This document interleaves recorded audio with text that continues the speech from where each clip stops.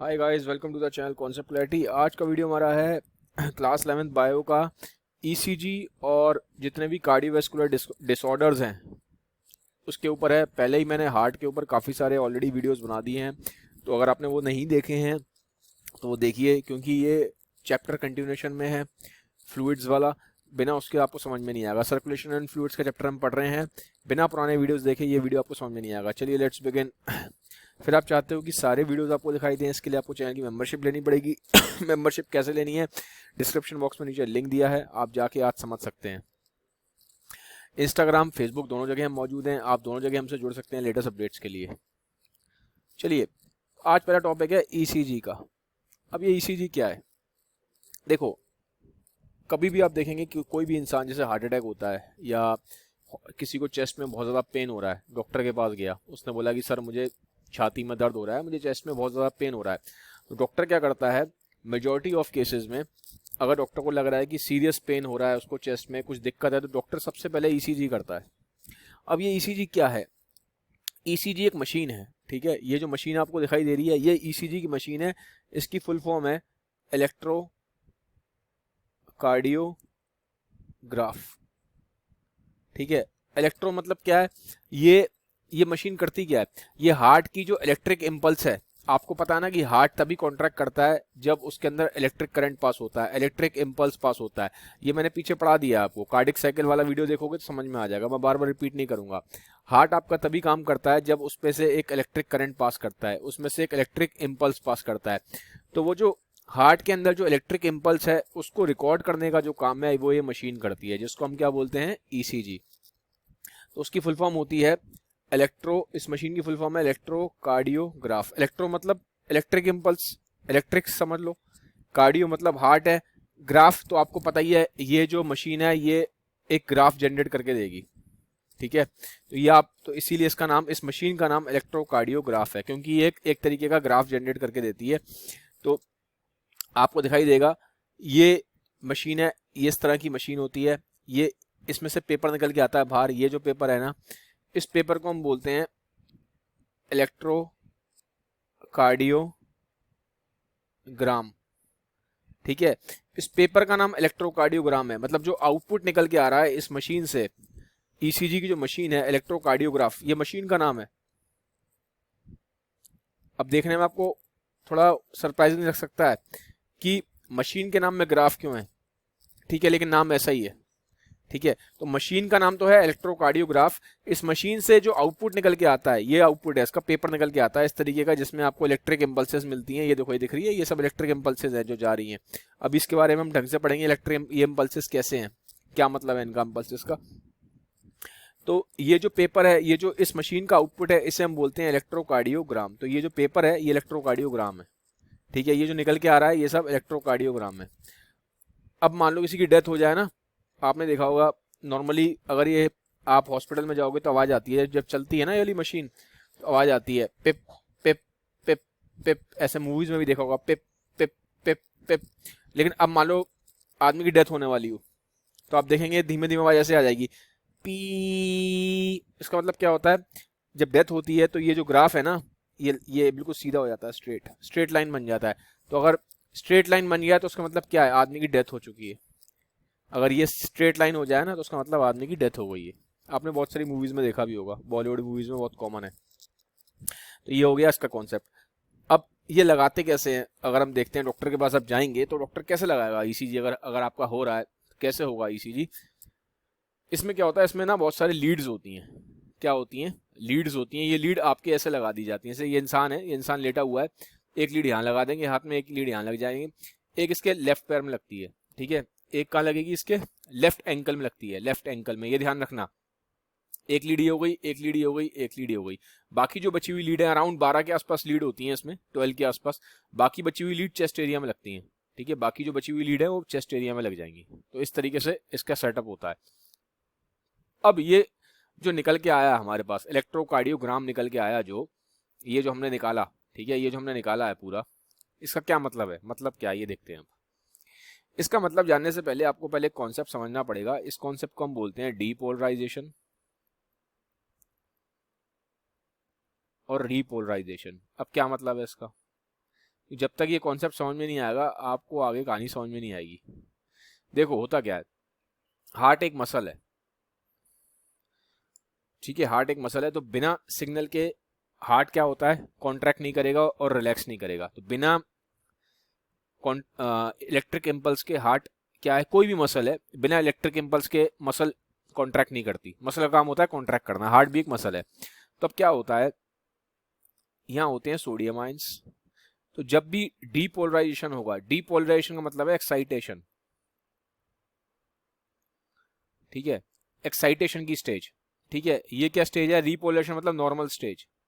अभी देखेंगे जब डीपोलराइजेशन होता है तो मान लो ये हार्ट की मसल है, ठीक है, ये हार्ट की मसल है, हार्ट का मसल सेल है, मायोकार्डियम समझ लो, जो बीच वाली लेयर होती है ना, जो हमने पढ़ा है पीछे, मायोकार्डियम है, हार्ट की मसल का सेल है ये, ठीक है, ये एक सेल है, मान लो हार्ट मसल का सेल है।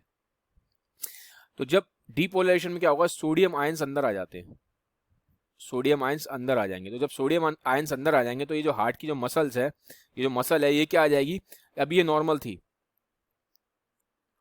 तो जैसे ही ये सोडियम आयंस अंदर आएंगे तो ये मसल जो है, हार्ट की जो मसल है, ये क्या हो जाएगी, जब सोडियम आयंस अंदर आ गए, मान लो अंदर आ गए, तो अब ये नॉर्मल से आ जाएगी कॉन्ट्रैक्टेड स्टेट में। क्या हो जाएगी, कॉन्ट्रैक्टेड स्टेट में, यानी कि एक्साइटेड स्टेज में है। तो ये जो स्टेज है, कॉन्ट्रैक्टेड स्टेज, एक्साइटमेंट स्टेज, इसे बोलते हैं। ये अब क्या हुआ, जब सोडियम आयंस अंदर आए, पहले नॉर्मल थी, सोडियम आयंस अंदर आए, तो जब सोडियम आयंस इस हार्ट मसल सेल के अंदर आ गए तो ये क्या हो गई, कॉन्ट्रैक्टेड स्टेज में आ गई, तो उसे बोलते हैं डीपोलराइजेशन। तो क्या हो गया, मतलब एक तरीके से ये डीपोलराइज्ड हो गई, इसे क्या बोलते हैं, डीपोलराइज। तो डीपोलराइजेशन का मतलब है कि कॉन्ट्रैक्शन होगा, अब कॉन्ट्रैक्शन होना स्टार्ट हो जाएगा, और जब ये नॉर्मल हो जाएगी वापस, मान लो अब वापस इसमें क्या होगा, जब नॉर्मल होगी तो क्या होगी, जब ये नॉर्मल होगी उस केस में क्या होता है, पोटेशियम आयंस भी होते हैं इसके अंदर, खाली सोडियम नहीं होते, पोटेशियम आयन बाहर मूव कर जाते हैं। ये जो पोटेशियम आयन है ना, ये बाहर की तरफ मूव कर जाएंगे। तो जब ये बाहर की तरफ मूव कर जाएंगे तो ये हो जाएगा, इसे बोलते हैं रीपोलराइजेशन। तो क्या हो गई, अब ये रीपोलराइज्ड हो गई। जब सोडियम आयंस अंदर आएंगे तो डीपोलराइज्ड हो जाएगी, जब पोटेशियम आयन बाहर जाएंगे तो रीपोलराइज्ड हो जाएगी। तो रीपोलराइजेशन का मतलब क्या है, अब ये नॉर्मल स्टेट में आ गई वापस, ये जो इस स्टेट में थी ना, नॉर्मल स्टेट में आ गई, ठीक है। तो रीपोलराइजेशन का मतलब क्या है, जब हार्ट की मसल कॉन्ट्रैक्टेड स्टेट से वापस नॉर्मल हो गई, ठीक है, कॉन्ट्रैक्ट थी एकदम से वापस नॉर्मल हो गई। समझ में आ गया। अब इसको यहां देखो, इतना समझ में आ गया, कुछ समझ में नहीं आया तो बस ये ध्यान रखो, डीपोलराइजेशन का मतलब एक तरीके से कॉन्ट्रैक्शन हो रहा है, ठीक है। सिंपल नहीं समझ में आ रही है पूरी कहानी तो भूल जाओ इसे। डीपोलराइजेशन मतलब है कॉन्ट्रैक्शन हो रहा है, रीपोलराइजेशन का मतलब है वापस रिलैक्सेशन हो रहा है। आर से याद रखो, आर से रिलैक्सेशन है, ठीक है। डीपोलराइजेशन मतलब कॉन्ट्रैक्शन हो गया, बस इतना याद रख लो। अगर नहीं समझ में आया ये सब तो भूल जाओ उसे, ठीक है, भूल जाओ। अब इधर देखो, ये क्या है, अब एक आप हार्ट का स्ट्रक्चर लेके चलते हैं अगर, तो हार्ट में क्या होता है, पहले आपको पता है ये लेफ्ट वेंट्रिकल है, राइट वेंट्रिकल है, राइट एट्रियम, लेफ्ट एट्रियम, ठीक है, ये होता है। तो हार्ट में क्या होता है, यहाँ ऐसे नोड होता है, ऐसे नोड से पहले सिग्नल इधर की तरफ जाता है। तो पहले क्या होता है, कार्डिक साइकिल पढ़ा है ना, पहले एट्रियम कॉन्ट्रैक्ट करते हैं, एट्रियम कॉन्ट्रैक्ट करेंगे तो यानी कि ये क्या दिखा रहा है, पी वेव किसको रिप्रेजेंट करेगी, यहाँ पे क्या हो रहा है, एट्रियम कॉन्ट्रैक्ट कर रहे हैं। पी वेव का मतलब क्या है, पहले क्या होता है, एट्रियम कॉन्ट्रैक्ट करते हैं, तो ये क्या है, ये एक तरीके से एट्रियम कॉन्ट्रैक्शन दिखा रहा है। पी किसको रिप्रेजेंट कर रहा है, एट्रियम कॉन्ट्रैक्शन को। लेकिन हम लिखते कैसे हैं, हम ये नहीं लिखते एट्रियम कॉन्ट्रैक्शन, हम ये बोलते हैं कि ये दिखा रहा है डीपोलराइजेशन, ये एट्रियम का डीपोलराइजेशन हो रहा है यहाँ पे। जब आप इसकी लैंग्वेज लिखोगे, ईसीजी की लैंग्वेज में, एट्रियम रिप्रेजेंट ये एटीएम का कॉन्ट्रैक्शन ही कर रहा है, लेकिन हम इसको बोलते हैं एट्रियम डीपोलराइजेशन हो रहा है। यहाँ पे क्या हो रहा है, यहाँ पे एट्रियम डीपोलराइजेशन हो रहा है। आपको पता है ना, पहले तो एट्रियम कॉन्ट्रैक्ट करते हैं ना, एट्रियम कॉन्ट्रैक्ट करते हैं, फिर सिग्नल कहाँ जाता है, एवी नोड पे। तो ये वाला जो यहाँ पे क्या हो गया, एट्रियम का डीपोलराइजेशन हो गया, एट्रियम कॉन्ट्रैक्ट कर गए, ठीक है। अब फिर ये वाला जो फिर यहाँ पे आता है, ठीक है। अब क्या होता है इसके बाद पता है आपको, सिग्नल आ रहा है, एवी पे आ रहा है, कुछ देर के लिए रुक रहा है, ठीक है।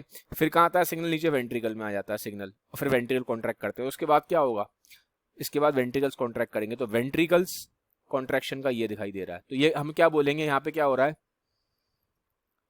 वेंट्रिकल्स का क्या हो रहा है, डीपोलराइजेशन, कॉन्ट्रैक्शन हो रहा है ना, तो कॉन्ट्रैक्शन मतलब क्या है, डीपोलराइजेशन। तो यहाँ वेंट्रिकल्स डीपोलराइज्ड हो रहे हैं, पहले एट्रियम्स डीपोलराइज्ड हो गए, एट्रियम कॉन्ट्रैक्ट कर गए, फिर वेंट्रिकल कॉन्ट्रैक्ट करते हैं, तो यानी कि वेंट्रिकल्स डीपोलराइज्ड हो गए। अब ये वाला ऊंचा क्यों है, ये वाला कम क्यों है, क्योंकि वेंट्रिकल ज्यादा तेज कॉन्ट्रैक्ट करते हैं, वेंट्रिकल ज्यादा पावरफुल होते हैं, इसीलिए ये जो QRS है, इसे QRS कॉम्प्लेक्स भी बोला जाता है, देखा ना, QRS कॉम्प्लेक्स, इसे QRS कॉम्प्लेक्स भी बोलते हैं। तो QRS जो है, QRS बड़ा क्यों है, क्योंकि वेंट्रिकल ज्यादा पावरफुली कॉन्ट्रैक्ट करते हैं, इसीलिए P वाला जो कि एट्रियम का कॉन्ट्रैक्शन दिखा रहा है ये छोटा है, QRS बड़ा है, क्योंकि ये वेंट्रिकल्स का कॉन्ट्रैक्शन दिखा रहा है, तो ऑब्वियसली वेंट्रिकल ज्यादा स्ट्रांगली कॉन्ट्रैक्ट करते हैं, ज्यादा तेज कॉन्ट्रैक्ट करते हैं, इसीलिए ये बड़ा दिखाया गया है। अब उसके बाद क्या हुआ, आगे आएंगे, यहाँ पे क्या हो रहा है आपको पता है, इसके बाद क्या होता है, ये रिप्रेजेंट करता है वेंट्रिकल्स का रीपोलराइजेशन।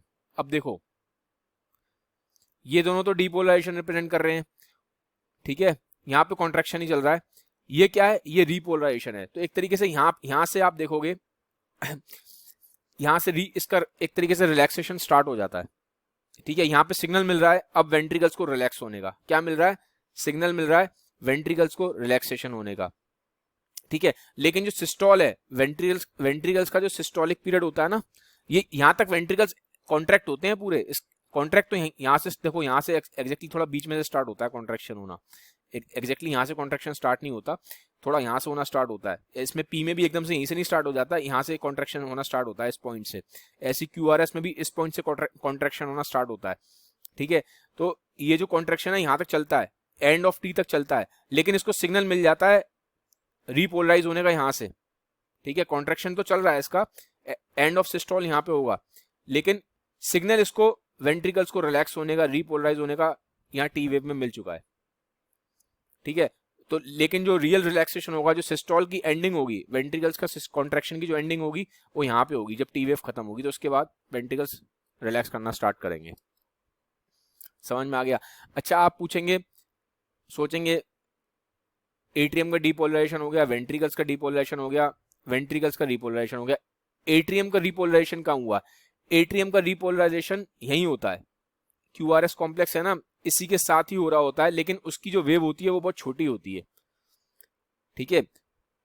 देखो यहाँ पे एट्रियम कॉन्ट्रैक्ट कर गए, अब एट्रियम कॉन्ट्रैक्ट करें तो रिलैक्स भी करेंगे, तो हमको पता है कि जब वेंट्रिकल्स कॉन्ट्रैक्ट करते हैं उसी टाइम पे एट्रियम जो होते हैं, मैं इसको हटा रहा हूँ, देखो आपको पता है कि जब वेंट्रिकल्स कॉन्ट्रैक्ट करते हैं, कार्डियक साइकिल में हमने पढ़ा है, जब ये सिस्टोल होता है इनका, इसी टाइम पे एट्रियम रिलैक्स करते हैं, एट्रियम का डायस्टोल होता है, ठीक है। तो ये जो वेंट्रिकल का सिस्टोल है, एक तरीके से वेंट्रिकल्स यहाँ पे कॉन्ट्रैक्ट कर रहे हैं, इसी टाइम पे जो एट्रिया है वो रिलैक्स भी कर रहा है, लेकिन इसकी जो वेव बनेगी वो बहुत छोटी बनेगी, तो ये छोटी होती है वेव, तो इसकी जो वेव है QRS बहुत बड़ी है, तो ये इसको सुपर इम्पोज कर देती है, इसीलिए हम एट्रियम का रिलैक्सेशन यहाँ दिखाते नहीं है, हम एट्रियम का जो रीपोलराइजेशन है ऐसा कोई वर्ड यूज नहीं होता इस ग्राफ में, ठीक है। तो अब आगे देखो दोबारा, ये क्या है, P क्या दिखा रहा है, एट्रियल डीपोलराइजेशन, ये क्या दिखा रहा है, पूरा QRS वेंट्रिकल डीपोलराइजेशन, ये QRS है,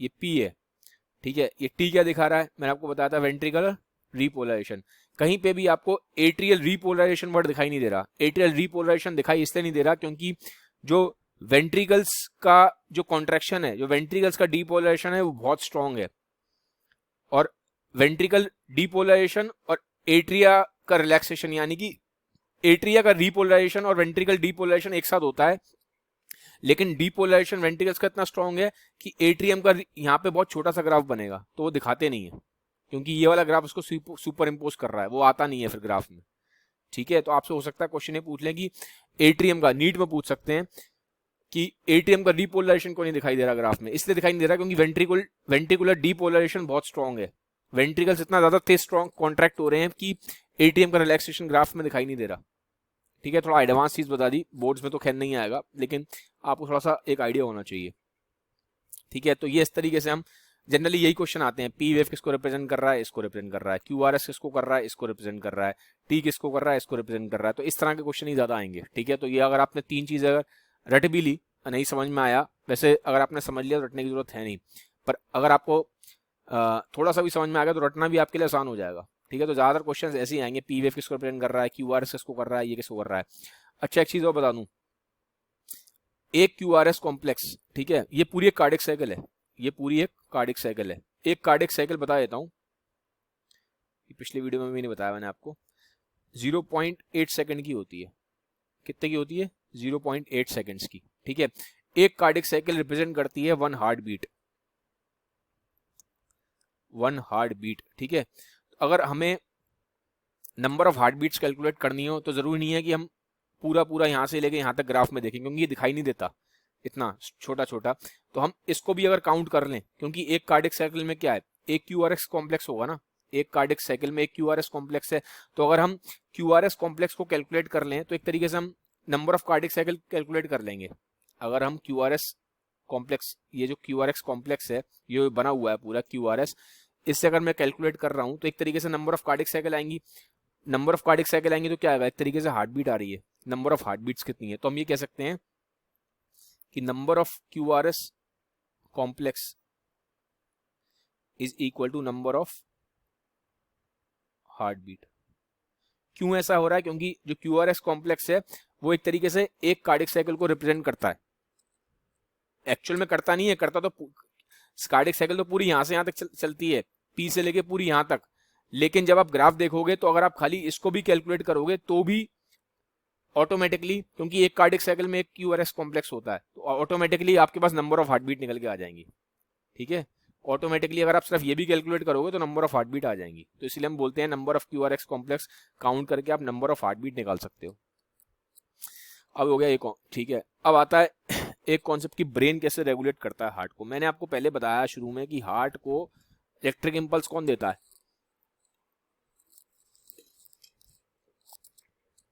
हार्ट को इलेक्ट्रिक इंपल्स देता है ऐसे नोड, ये हमें पता है, ठीक है। जैसे कि ये हार्ट है, हार्ट को इलेक्ट्रिक, मान लो ये हार्ट है, ठीक है।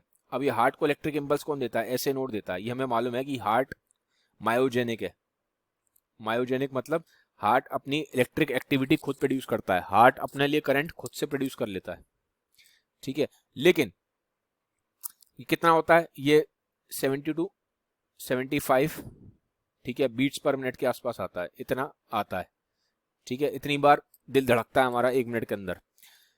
लेकिन ब्रेन का भी इस पे असर रहता है, ठीक है। वैसे तो हार्ट मायोजेनिक है, खुद से सक्षम है, खुद से केपेबल है इतना कि अपनी इलेक्ट्रिक इंपल्स खुद से प्रोड्यूस कर लेता है, लेकिन ब्रेन पे हार्ट का असर है।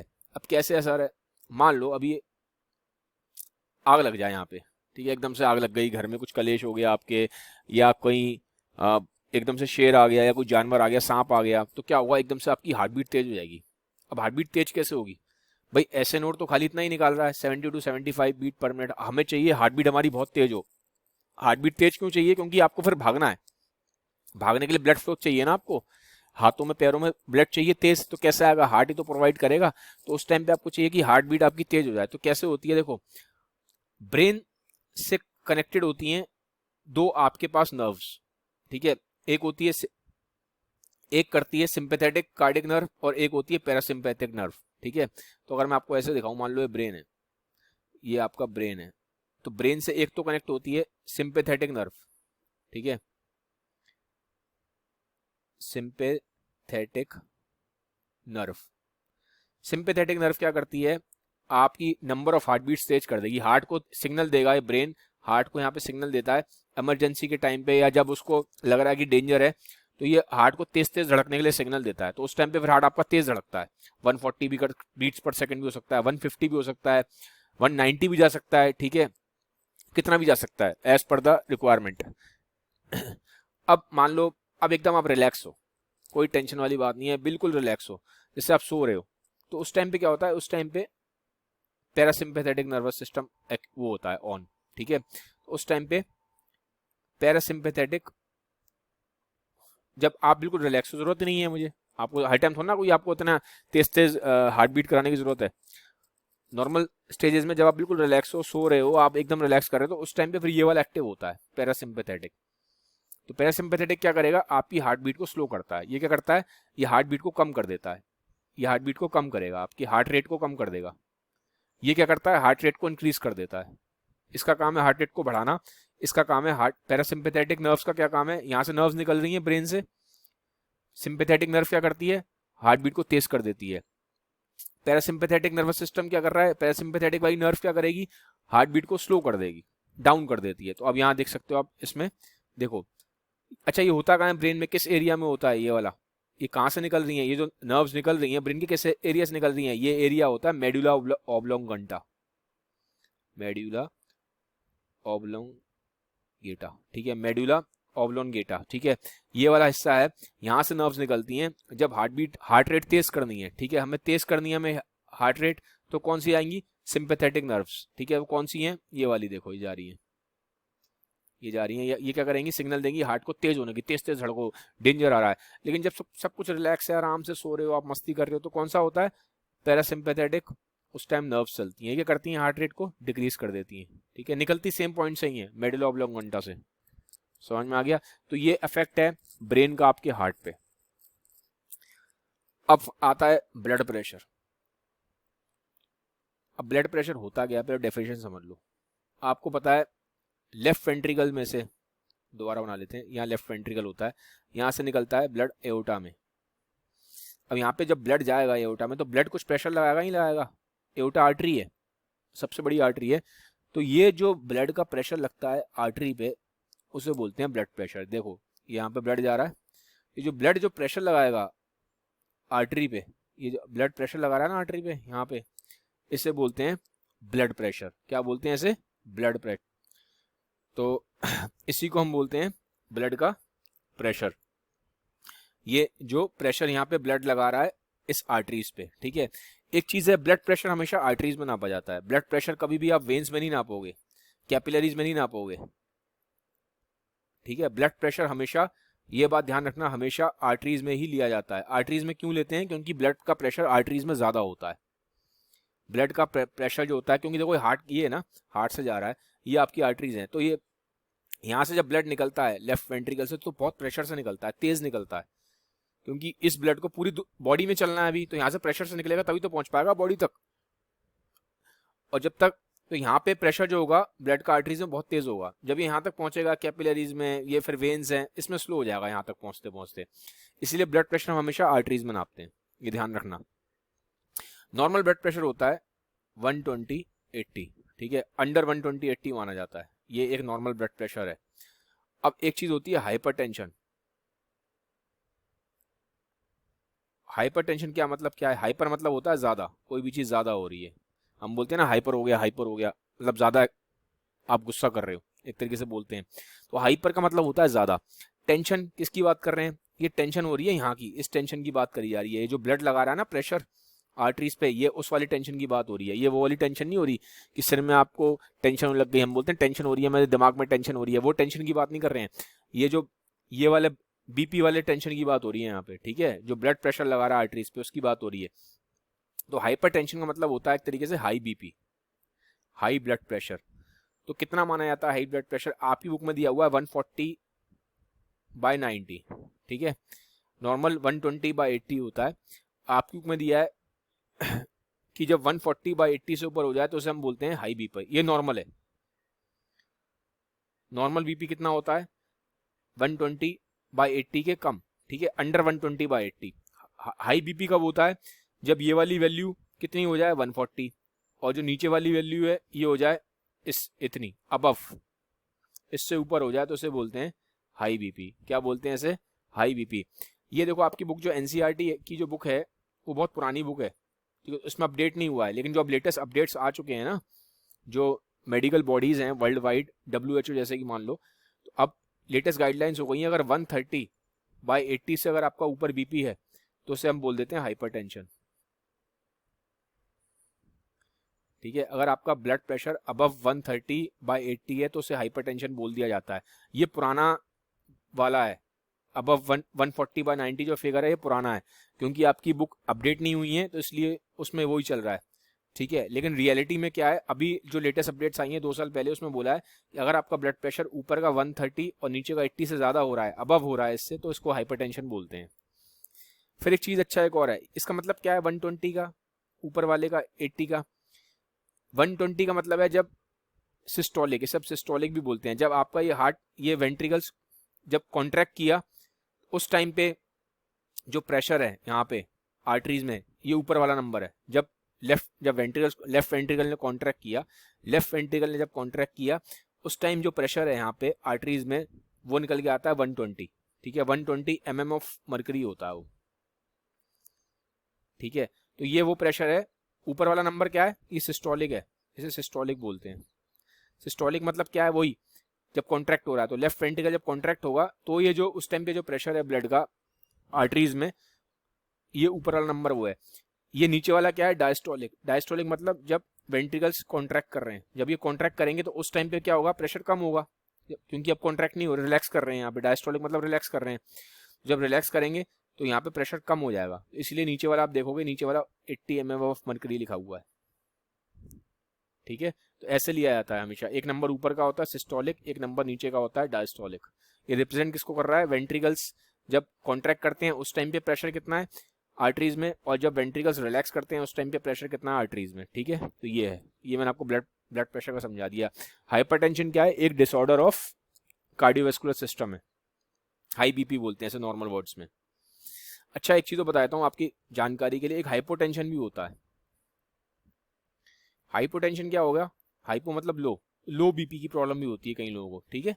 लो बीपी तो नॉर्मल लो बीपी इससे नीचे माना जाता है जनरली। अगर ऊपर वाला सिस्टोलिक 90 हो जाए और डायस्टोलिक 60 हो जाए, ठीक है, जब इसके नीचे हो जाए बीपी तो हम इसे बोलते हैं लो बीपी की प्रॉब्लम, ठीक है, हाइपोटेंशन। इसमें क्या होता है, बंदा बहुत थका थका सा रहेगा, उसको कभी सिर में दर्द भी हो सकता है, बहुत सारी चीजें होती हैं। तो अगर आपका 90/60 से नीचे जा रहा है बीपी तो उसका मतलब आपको लो बीपी की प्रॉब्लम हो रही है, ठीक है, हाइपोटेंशन बोलते हैं।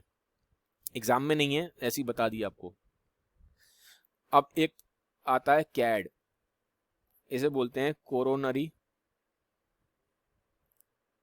Artery disease, coronary artery disease. अब ये क्या चीज है भाई, देखो हार्ट में खुद को सप्लाई करने के लिए भी वो चाहिए नहीं चाहिए, उसको ब्लड चाहिए नहीं चाहिए हार्ट को, हार्ट भी तो काम करेगा, उसको ब्लड कहाँ से मिलता है, उसको ब्लड मिलता है कोरोनरी आर्टरी से।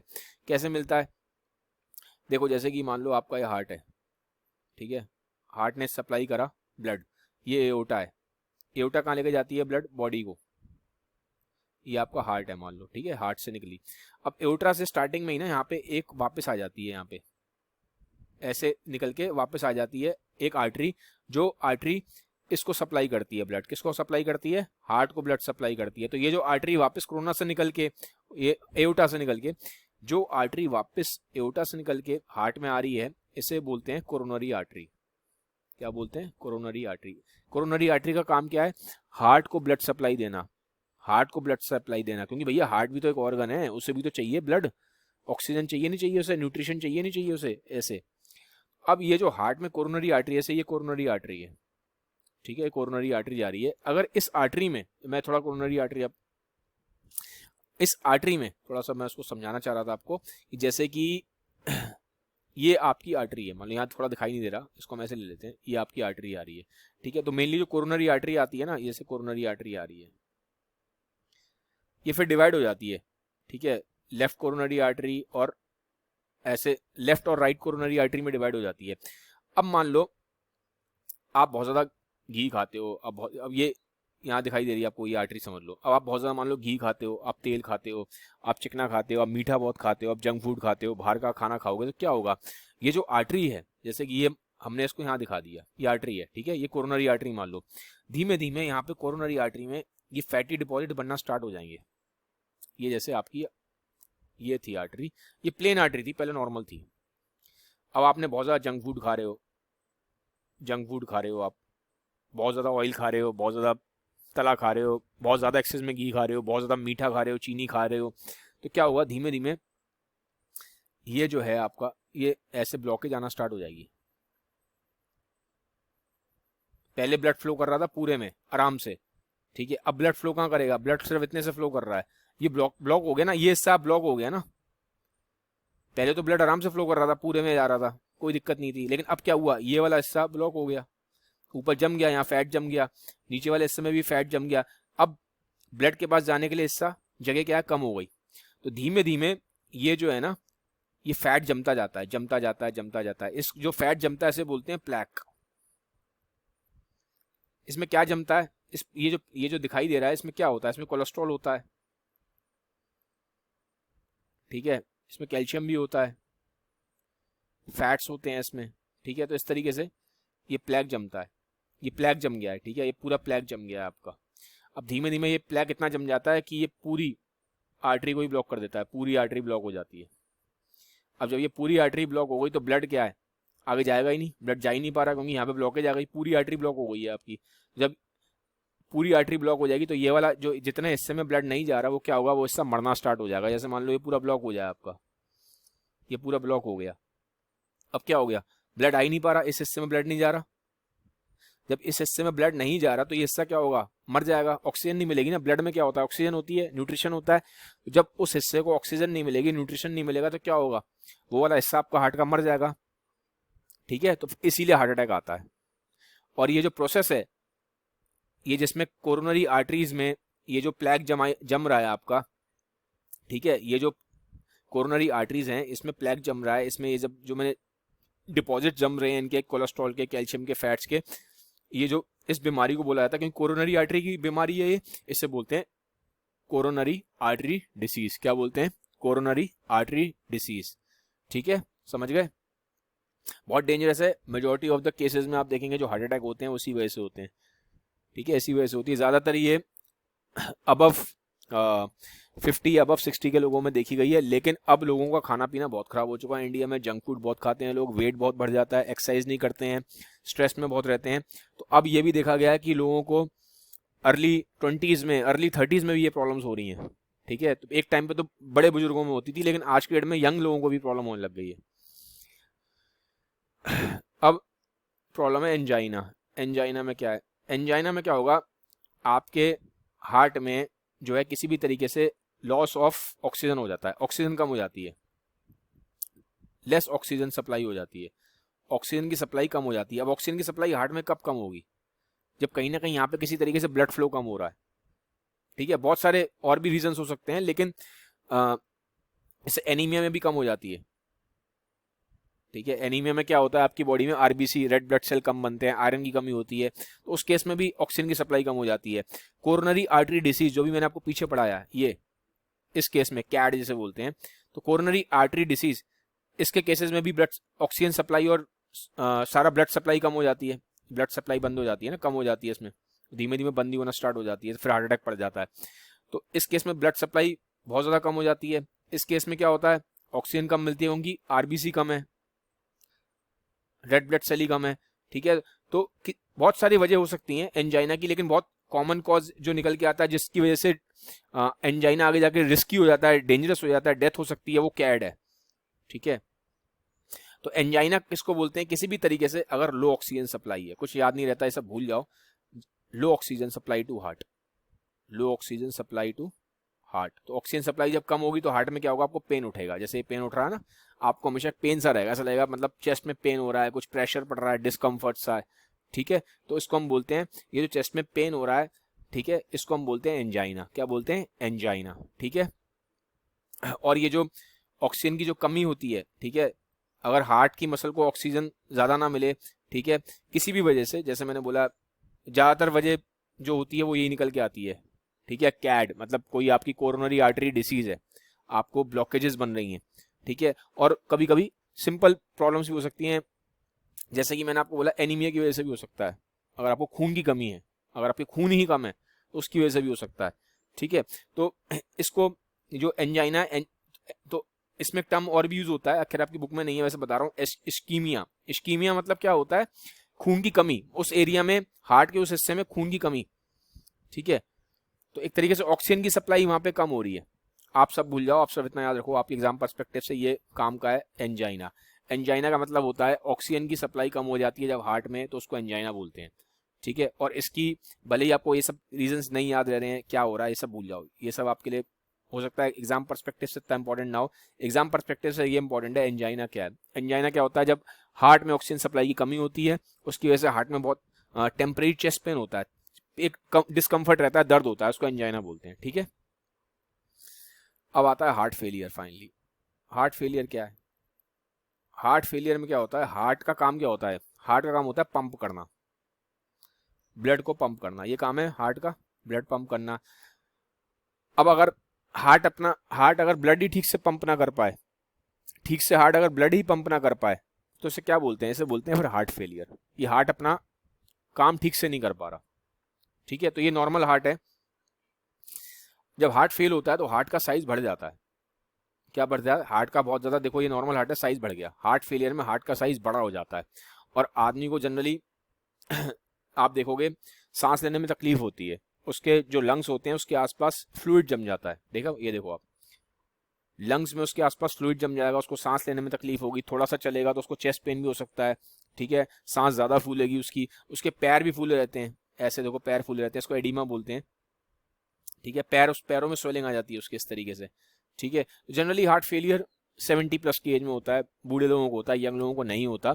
बट अगर आप स्मोक करते हैं, ये बात ध्यान रखना, स्मोकिंग एक बहुत स्ट्रॉन्ग कॉज है हार्ट फेलियर का, यंग लोगों में भी स्मोकिंग, अगर आप स्मोकिंग करते हैं तो स्मोकिंग इज एक बहुत ही बड़ा कॉज है हार्ट फेलियर का। तो यंग लोगों में भी हार्ट फेलियर हो सकता है अगर स्मोकिंग बहुत एक्सेस में करना स्टार्ट कर दें तो, ठीक है। तो स्मोकिंग हार्ट फेलियर कर सकती है यंग लोगों में भी, ठीक है। तो इसमें क्या होगा, हार्ट फेलियर में आपका जो हार्ट है वो ब्लड ठीक से पंप नहीं कर पाता, हार्ट की जो पंपिंग कैपेसिटी है, हार्ट का काम है ब्लड पंप करना, हार्ट ठीक से ब्लड पंप नहीं कर पाता, इसको हम बोलते हैं हार्ट फेलियर। हार्ट ठीक से बीट नहीं कर पा रहा, हार्ट ठीक से जो उसका काम है वो ठीक से सफिशिएंटली एफिशिएंट अमाउंट में ब्लड पंप नहीं कर पा रहा, उसकी पंपिंग जो कैपेसिटी है वो वीक हो जाती है। इसकी वजह से क्या होता है, हार्ट स्वेल कर जाता है, हार्ट में स्वेलिंग आ जाती है, आपके जो लंग्स हैं उसके आसपास चेस्ट एरिया में फ्लूइड जम जाता है, आपको सांस लेने में तकलीफ होगी, आप थोड़ा सा चलोगे आपको डिस्कम्फर्ट होगा, ज्यादा थोड़ा सा भी तेज चलोगे तो सांस फूलना, बहुत तेज तेज सांस फूलती है, पैरों में स्वेलिंग आना स्टार्ट हो जाएगी। तो ये सब होता है हार्ट फेलियर। ये सब क्या है, हार्ट फेलियर के सिम्टम्स हैं। जनरली ये कैसे देखा जाता है, एक मशीन होती है, इको करते हैं, ठीक है, इको की मशीन होती है, डॉक्टर इको करते हैं, इको से मालूम पड़ता है, साउंड वेव्स का यूज करते हैं, एक मशीन होती है, एक तरीके से हार्ट का अल्ट्रासाउंड है ये, जैसे पेट का अल्ट्रासाउंड होता है ना, पेट का अल्ट्रासाउंड होता है, ऐसी हार्ट का भी अल्ट्रासाउंड होता है। तो हार्ट का अल्ट्रासाउंड होता है, उस मशीन को बोलते हैं इको की मशीन होती है, ठीक है। तो ये कार्डियोलॉजिस्ट करता है, हार्ट का डॉक्टर। तो अगर आपको कभी भी किसी भी इंसान को कभी भी हार्ट फेलियर की प्रॉब्लम होती है तो डॉक्टर डिटेक्ट कैसे करते हैं, इको मशीन से, ठीक है। तो इको कार्डियोग्राफी होती है, इस केस में हार्ट का अल्ट्रासाउंड किया जाता है। तो गाइज ये था वीडियो आज का, मैंने इसी के साथ आपका चैप्टर खत्म कर दिया है पूरा, ये सर्कुलेशन फ्लूइड्स वाला। जल्दी ही नए चैप्टर के साथ मिलूंगा। मुझे कमेंट सेक्शन में बताना वीडियो कैसा लगा है आपको। अगर आपको अच्छे लगते हैं मेरे वीडियोस तो उसे काइंडली सबके साथ शेयर जरूर करो, बहुत मेहनत लगती है ये वीडियोस बनाने में। Have a nice day, bye bye, take care.